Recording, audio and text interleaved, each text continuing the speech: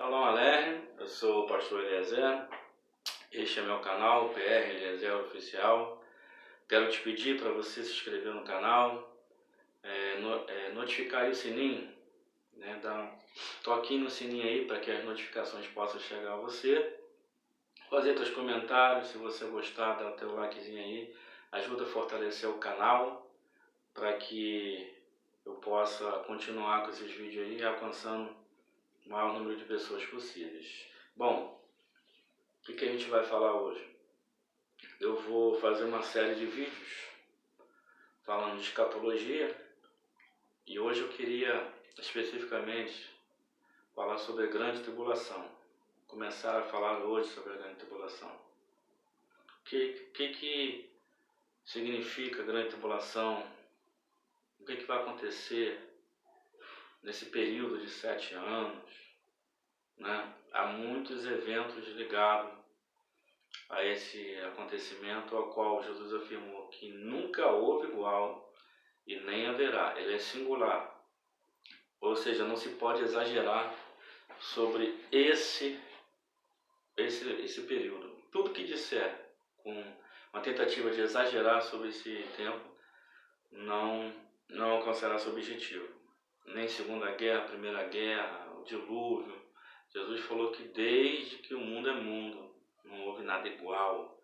Porque nesse período Deus vai estar aplicando o seu juízo.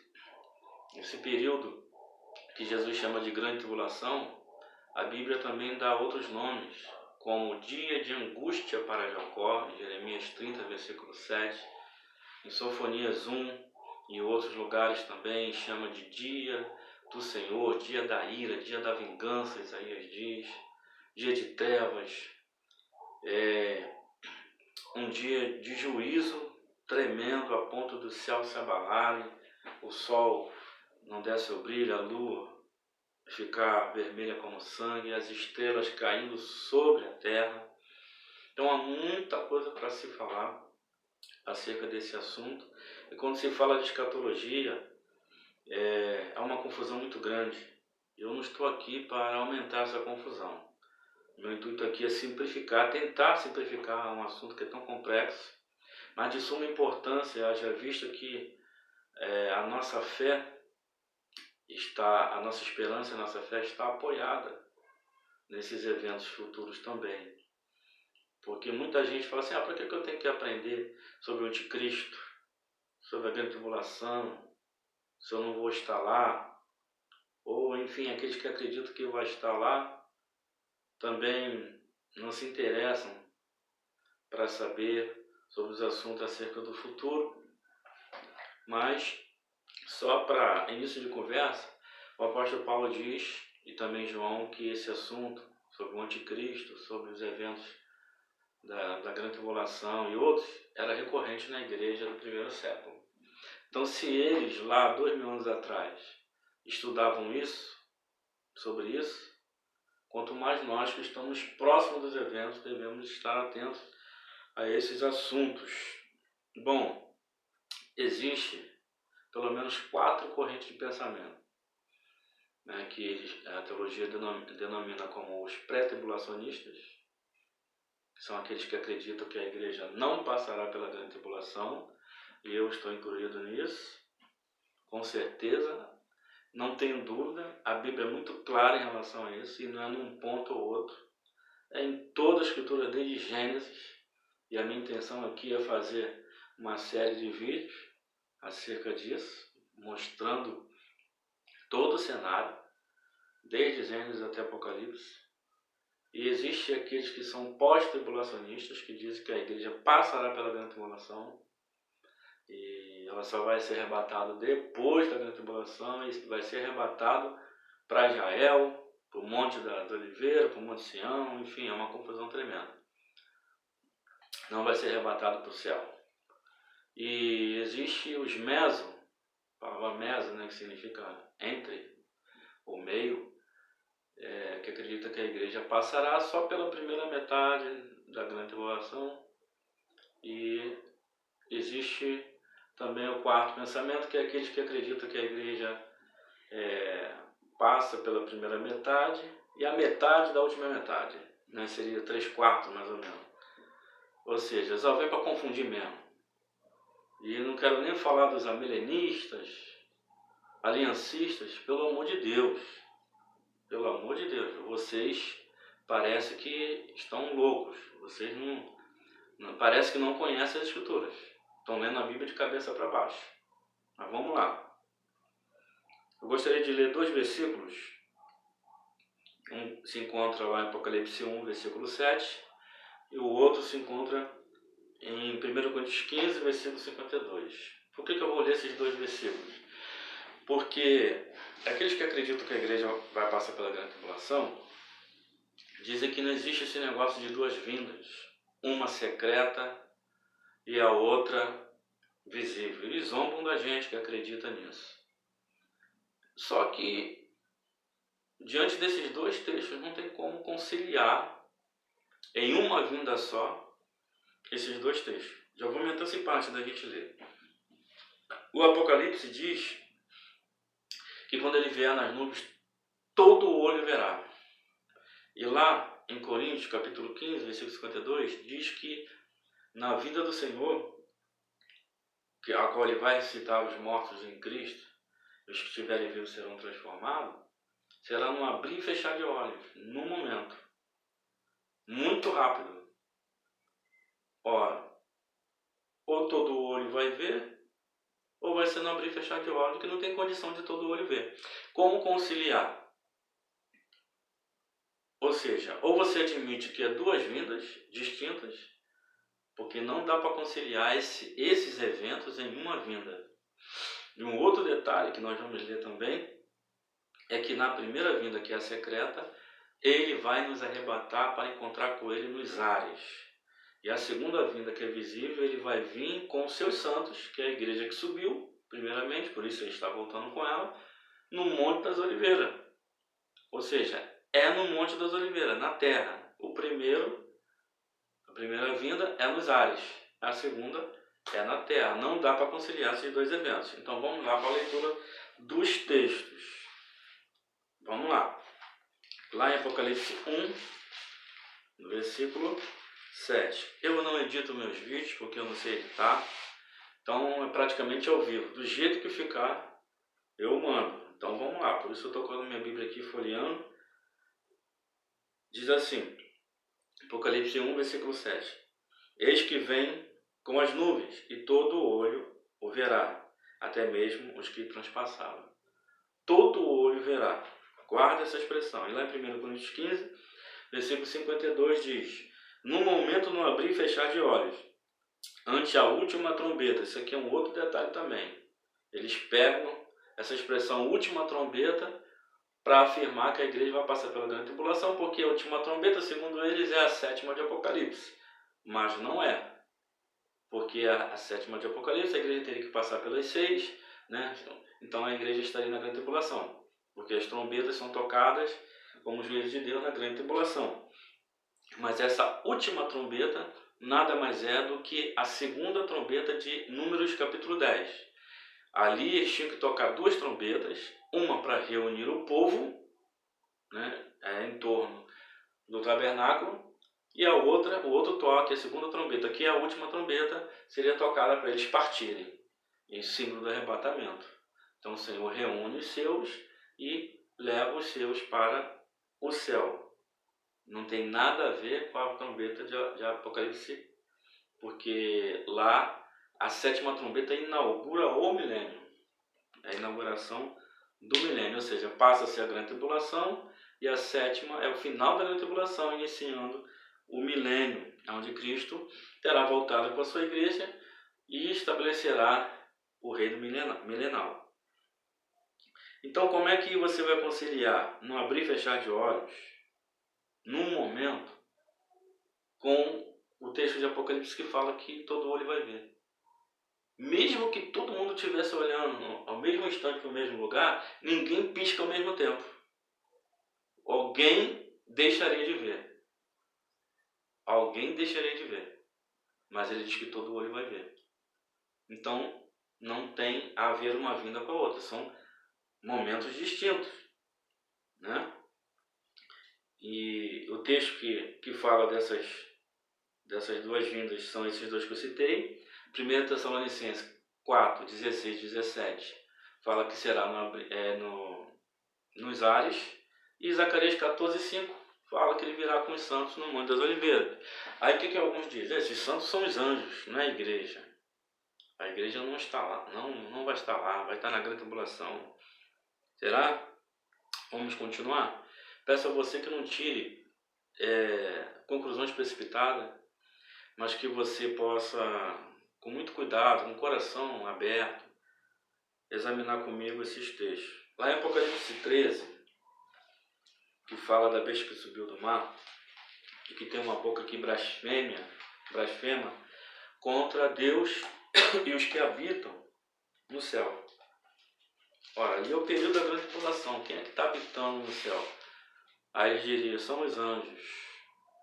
Claro que não. Mas por esses textos você ainda não conseguiu provar que não são os anjos, mas eu vou te mostrar.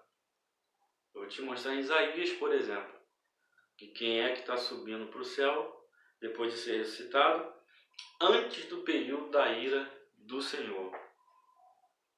Versículos 6 e 7 de Apocalipse 13. E abriu a sua boca em blasfêmias contra Deus para blasfemar do seu nome, e do seu tabernáculo, do seu santuário celestial, os céus, e dos que habitam no céu. E dos que habitam no céu. A igreja estará lá. E Apocalipse mesmo, fazendo um resumo do livro de Apocalipse, do capítulo 1 ao capítulo 4, né, fala da igreja. A partir do capítulo 6, o capítulo 5 fala da glorificação de Jesus, a igreja no céu com os anjos adorando o Senhor. A partir do capítulo 6 até o capítulo 18 é a grande tribulação. Não se fala mais da igreja.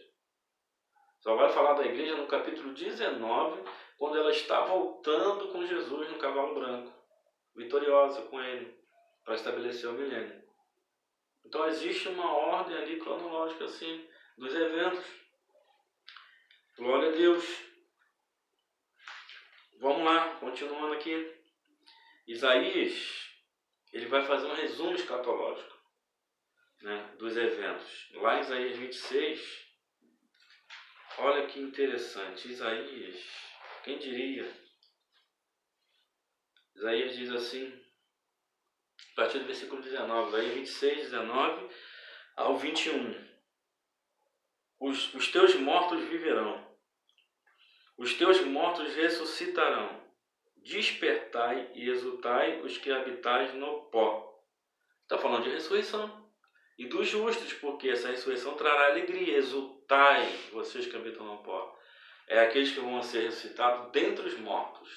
Os mortos em Cristo ressuscitarão dentre os mortos. E aqueles que morreram sem Jesus continuarão no túmulo até a ressurreição para o juízo final, depois do milênio. Então haverá duas ressurreições. Inclusive a primeira ressurreição, ela tem mais de uma etapa, né? Ela tem pelo menos 3 etapas. Isso também eles não entendem. Após a ressurreição, ele fala, os que habitam no pó, porque o teu orvalho será como o orvalho das ervas, e a terra lançará de si os seus mortos. Uma linguagem poética, ele fala que compara o orvalho que cai sobre a erva e faz ela brotar da terra. E assim o Senhor fará que os corpos dos santos brotem da terra, ressuscitem. Após a ressurreição, no versículo 20, Isaías fala do arrebatamento. Veja bem, ele diz, vai, pois, povo meu, vai depois de ressuscitar, vai, pois, povo meu, e entra nos teus quartos, nos teus aposentos, e fecha as tuas portas sobre ti. O arrebatamento, que não é só o encontro do Senhor com a sua noiva nos ares, mas é o livramento da ira. A igreja não passa pela ira de Deus. O apóstolo Paulo, em 1 Tessalonicenses 1, versículo 10, ele diz, aguardamos do céu o seu Filho, o qual nos livra da ira vindoura. E alguns apelam dizendo o seguinte, Não, aí está falando do juízo final. A igreja não passará pelo juízo final. Não, é a ira de Deus na terra, os moradores da terra. Os profetas falam sobre isso, sobre essa ira de Deus que vai cair sobre a terra, como foi no dilúvio, por exemplo. E ele diz: fecha as tuas portas sobre ti. O Noé, Deus manda ele entrar na arca 7 dias antes do dilúvio, 7 dias antes do juízo. Tá? E o Senhor fecha a porta por dentro, ele entra com ele dentro da arca. E alguém pode falar: tá vendo aí? Isso aí é a prova que a igreja passará pela grande tribulação. Por quê? Porque o Noé foi livre na tribulação, no juízo. Não, ele foi livre do juízo. Ele ficou sobre as águas. Quem estava debaixo das águas foram aqueles que foram vitimados pelo juízo de Deus. Noé ficou sobre as águas. O interessante é que a palavra céus no hebraico, shamayim, é composta de duas palavras. A palavra sham, que significa lá, e a palavra maim, que é águas. Ou seja, águas de lá, águas de cima. Ou, como não é, sobre as águas. Sobre as águas. A palavra céus pode significar isso. Ou seja, figuradamente, por figura, por tipo, o Senhor colocou Noé sobre as águas. Ou seja, Noé ficou guardado no aposento de Deus, nos céus de Deus, até que passou a ira. E aí, quando a ira passou, né, vocês conhecem a história do dilúvio, Noé sai da arca. É como se a arca fosse o símbolo do céu, o lugar que Deus guardou. Noé vai guardar a igreja. Então, após os 7 anos de ira de Deus, a igreja volta para a terra.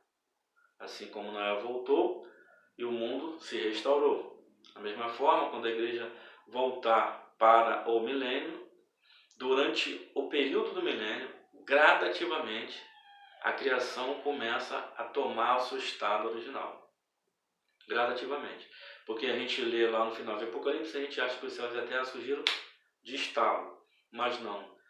Vão ser os 1000 anos de transformação do planeta. Por quê? Porque Yeshua vai estar governando no planeta. Então, automaticamente, o planeta tem que reagir com vida, porque o Senhor da vida está ali.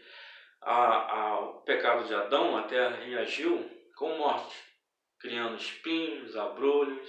A própria terra engoliu Adão, aquele que deveria dominar sobre a terra, agora a terra domina sobre ele, engolindo ele, que é a morte. Mas na presença do último Adão, o planeta é restaurado. Glória a Jesus. Isso é um outro assunto também que a gente pode abordar mais adiante, para vocês verem como é que a coisa é profunda. E aí ele continua dizendo no versículo 20, esconda-te, entra, né, fecha as portas, esconda-te por um momento, até que passe a ira, o dia do Senhor, o dia da vingança do nosso Deus, aqui na terra. É só você ler as pragas de Apocalipse caindo sobre esse mundo impenitente. As pessoas não se arrependem ali. Todo momento que as pragas estão caindo e morre um terço da humanidade, e acontece isso, acontece aquilo, e os homens que ficam vivos blasfemam contra aquele que está no céu. Não há uma profusão de arrependimento. A porta é estreita e vai se estreitar mais ainda. Naquele tempo, Jesus falou que serão abreviados aquele tempo, porque senão nem os escolhidos serão salvos. Aí alguns dizem, esse aí a prova que a igreja está na grande tribulação. Os escolhidos são judeus. São judeus. O contexto de Mateus 24, Mateus 25 mostra que são judeus.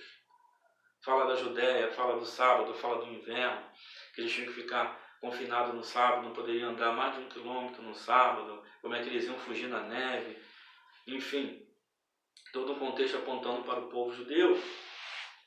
Então é muita forçação de barra querer colocar a igreja dentro da grande tribulação, porque isso já vem historicamente da Igreja Católica na teologia da substituição, em que eles ensinam que a igreja substituiu Israel no plano de Deus. Isso é mentira. A igreja não substituiu Israel no plano de Deus. A igreja foi enxertada no lugar dos ramos que foram quebrados. Alguns ramos foram quebrados. Não foram todos. A oliveira continuou existindo, a raiz continua existindo, tá? E a gente foi enxertado no lugar desses ramos que foram quebrados. Mas quando a igreja sair de cena no arrebatamento, Deus é poderoso para enxertá-los novamente na grande tribulação. Na profecia das 70 semanas, o anjo Gabriel chega para Daniel e fala: 70 semanas estão determinadas para o teu povo, que é Israel, para a tua santa cidade, que é Jerusalém. Para quê? Para expiar a iniquidade, dar fim aos pecados, apagar as transgressões, ungir o Santo dos Santos, selar a visão e a profecia acerca de Israel, dar cumprimento cabal às profecias acerca de Israel e ungir o Santo dos Santos, estabelecer a justiça eterna. Ou seja, 70 semanas estão determinadas para esse propósito com Israel e com a cidade de Jerusalém. Se as 70 semanas são para Israel e para Jerusalém, por que a 70ª, que é a grande tribulação, a igreja estaria envolvida? De forma alguma. Ela precisa sair de cena. Porque quando o Messias foi morto, na 69ª semana da profecia, se abriu um intervalo, porque o tempo ali diz respeito a Israel, então se abriu ali um hiato de tempo para que a igreja pudesse ser enxertada, e o relógio de Deus parou então para Israel. Quando a igreja for arrebatada, esse relógio é acionado de novo e começa a recontagem na 70ª semana. E aí, continuando aqui, no versículo 21, ele diz: porque eis que o Senhor sairá do seu lugar, ou seja, após a igreja ressuscitar, ser arrebatada aos céus e passar lá 7 anos, né, ele diz que o Senhor vai sair do seu lugar, uma linguagem simbólica para dizer que Deus vai agir aqui na terra, trazendo a sua ira, o seu juízo. Porque eis que o Senhor sairá do seu lugar para castigar os moradores da terra, por causa da sua iniquidade, e a terra descobrirá o seu sangue, e não encobrirá mais aqueles que foram mortos. No capítulo 27, versículo 1, fala de Satanás e do anticristo. Naquele dia o Senhor castigará com a sua dura espada, grande e forte, o Leviatã, a serpente veloz, o Leviatã, a serpente tortuosa, e matará o dragão que está no mar. Aqui está falando de Satanás e do seu falso Cristo, do anticristo, do antimessias. A serpente aqui, o Leviatã, é Satanás, e o dragão que sobe do mar é a figura do anticristo, como está em Apocalipse capítulo 13. Então, Isaías coloca em ordem, de maneira sucinta, de maneira sumária, os eventos escatológicos. Glória a Deus.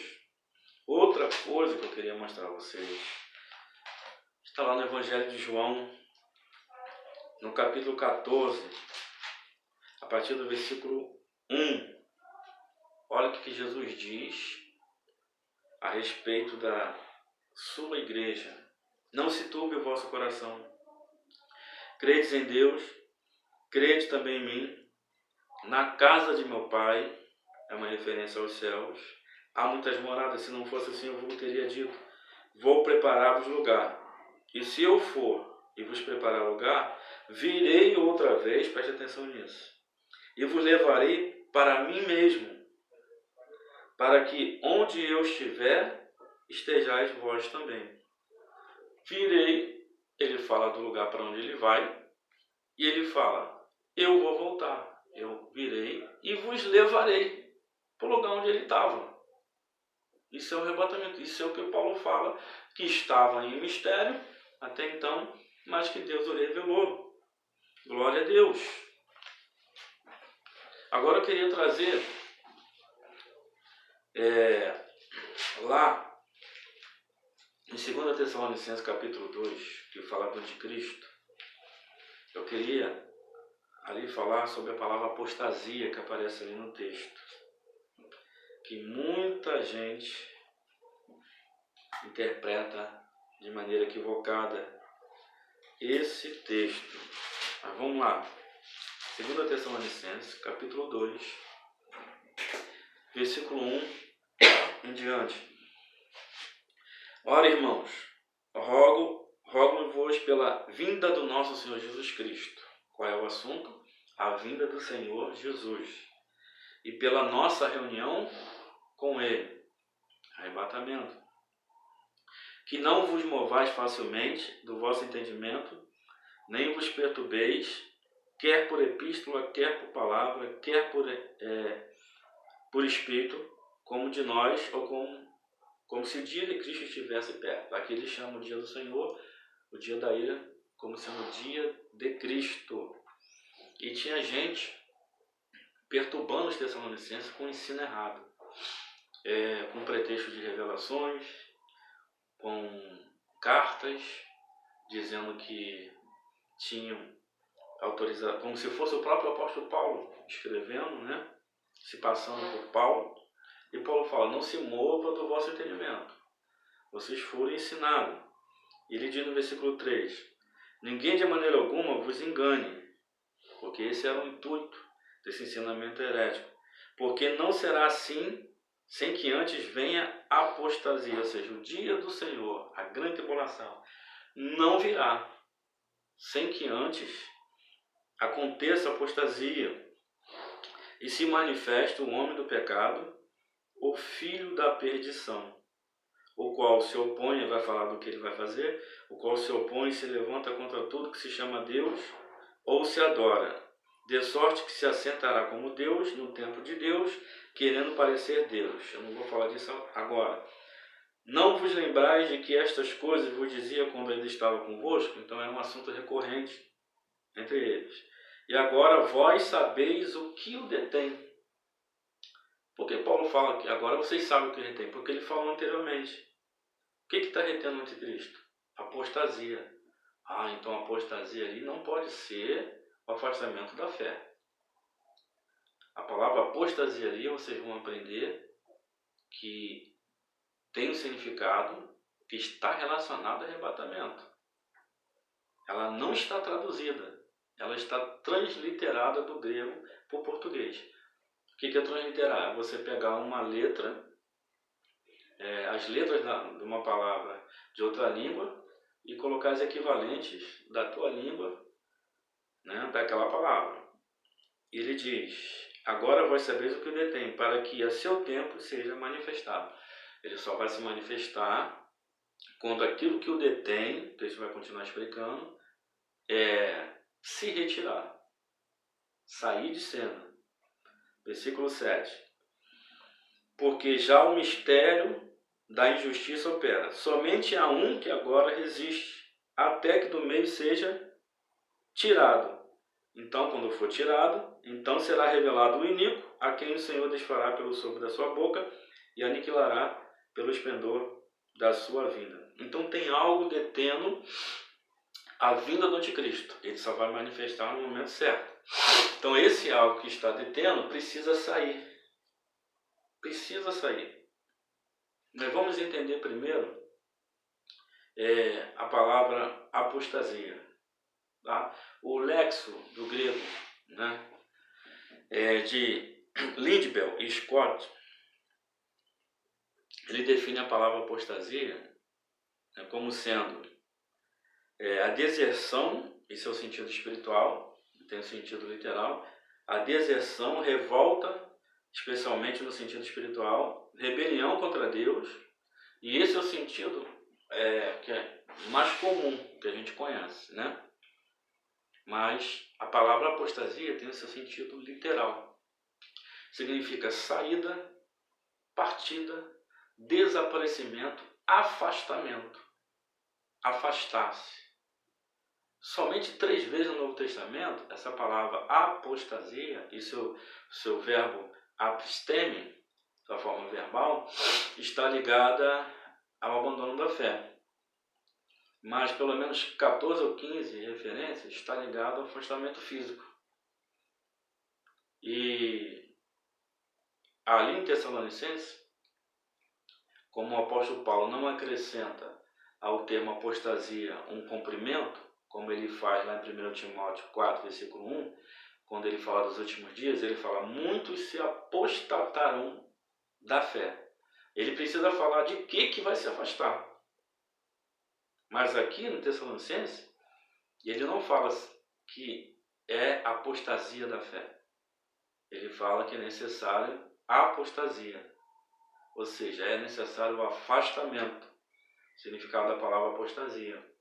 É necessário a saída. Significado da palavra apostasia. É necessário o desaparecimento. Significado da palavra apostasia. É necessário o quê? Que a igreja seja arrebatada. Para que depois ele manifeste. Porque há um que o detém. Ora, apostasia, no sentido religioso, não. A apostasia da fé é algo favorável a ele. Não é algo que precisaria chegar. Ou seja, a apostasia da fé chegou, então ele vem. Não, é algo que precisa sair para ele vir. E se a apostasia ali está se referindo à apostasia da fé, não tem sentido. Porque a apostasia da fé é favorável para ele. E a apostasia da fé acontece sim nos últimos dias, como está lá em 1 Timóteo 4, como Paulo falou, no versículo 1. Só que aqui dentro desse contexto, aquilo que está detendo precisa sair para ele vir. E aí, algumas pessoas falam: o que está detendo ele? O que o detém? O Espírito Santo. O Espírito Santo não sai da terra, ele é presente. A igreja, as duas coisas. O Espírito Santo é o agente. A igreja é o meio pelo qual, né, esse agente faz a sua obra. Então o Espírito Santo age na igreja. Então o Espírito Santo vai conduzir a igreja ao noivo. Ele não sai da terra, mas a igreja sai. Então não vai ter mais nada para detê-lo. Jesus falou que a igreja é o sal da terra, a luz do mundo. Quando o sal sair, quando a luz deixar de brilhar nessa terra, o mundo vai estar entregue. As trevas vai estar entregue à podridão, à corrupção, de maneira desenfreada. O satanismo nessa época da grande tribulação terá grande profusão. Haverá adoração direta a Satanás por causa da besta. Está lá em Apocalipse. Então, espero que você tenha entendido. A palavra apostasia ali não é a apostasia da fé. Eu gostaria só de mostrar algumas referências da palavra apostasia na sua forma verbal, né? Na sua forma verbal, no sentido literal, no sentido físico. Eu anotei apenas 5 aqui. Está lá em Lucas, a primeira. Lucas 2, versículo 37. Lucas 2, 37. É ao vivo, tá? Lucas 2, 37. Diz assim: e era viúva de quase 84 anos, e não se afastava do templo. Afsteme, que vem da palavra apostasia, não se afastava, é o verbo afastar. Ou seja, no sentido físico, ela não se afastava do templo. Não se afastava do templo. Outro texto está em Lucas mesmo, capítulo 4, versículo 13. E acabando o diabo toda a tentação, ausentou-se dele por algum tempo. Ausentou-se, afsteme. Ou seja, ele se afastou literalmente de Jesus. Depois de ter tentado Jesus e não ter conseguido êxito. Outro também que eu gostaria de mostrar a vocês está em Atos dos Apóstolos, capítulo 15. A maioria das referências é no sentido físico, de afastar fisicamente. Atos 15, 38. Mas a Paulo parecia razoável que não tomasse consigo aquele que desde a Panfilha tinha apartado, afsteme, deles, e não os acompanhou naquela obra, apartado fisicamente. João Marcos se afastou com medo, né? E Paulo falou: não é recomendável aceitar ele de volta, porque ele amarelou lá atrás. Outro texto está aí no capítulo 19 de Atos, versículo 9. 19:9. Mas como alguns deles se endurecessem e não obedecessem, falando mal do caminho perante a multidão, retirou-se deles e separou os discípulos, disputando todos os dias. Literalmente, eles se separaram.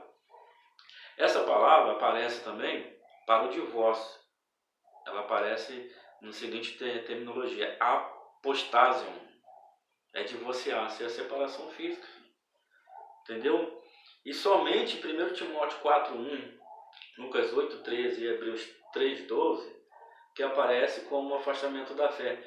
Mas nesses textos, Paulo escreve da fé, porque ele precisa dizer de que vai se afastar. Mas ali, no contexto de Tessalonicenses, ele não precisa dizer, porque a saída, o afastamento ali, é o arrebatamento da igreja. A igreja precisa sair de cena, como eu já mostrei aqui nas profecias, né, das 70 semanas, e outros textos que nós vamos mostrar, falando das leis do casamento judaico, prova que a igreja não vai passar, as leis da colheita em Israel, os sete tempos determinados de Deus, que são chamados de 7 festas, mas são 7 tempos determinados por Deus, lá em Levítico 23, tá? E outros eventos tipológicos de Gênesis também, da vida de Jacó, de Noé, que Jesus falou, de Ló. Jesus falou que a vida dele seria semelhante aos dias de Noé e aos dias de Ló. Precisamos estudar os dias de Noé e os dias de Ló para entender os eventos que antecedem a vinda de Jesus. Então, meu querido, ore por esse assunto tão maravilhoso. Até o próximo vídeo. Eu tenho a pretensão de fazer outros vídeos falando ainda desse assunto e tentei aqui resumir o máximo, mas é uma coisa extremamente complexa, maravilhosa e não dá para resumir. Examine esses textos que eu te dei, debaixo de oração, debaixo de cobertura de oração, com humildade, e peça a Deus sabedoria. Eu não estou aqui para te persuadir, para te convencer de nada, entendeu? Mas essa é a minha convicção. Eu estou certo que a igreja não passa pela grande tribulação, né? Posso te dar muito mais ainda respaldo, e eu vou procurar fazer isso, tá? Fica na paz do Senhor. Lehitraot, até a vista.